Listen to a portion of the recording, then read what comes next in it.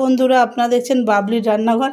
বাবলির রান্নাঘরে যে রান্না হবে কচু বাটা, তার জন্য কচু এই যে, আর কাঁচা লঙ্কা আর শুকনো লঙ্কা আর কালো জিরে। তেলটা গরম হয়ে গেছে, এবার আমরা ফোড়নটা দিয়ে দেবো।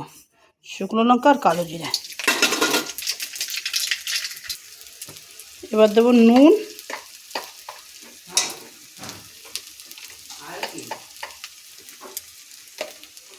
আর হলুদ।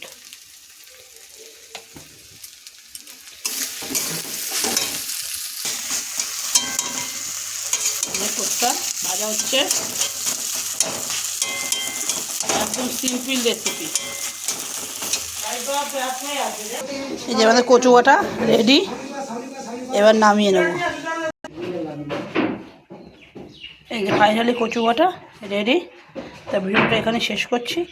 ভালো লাগলে লাইক করে দেবেন।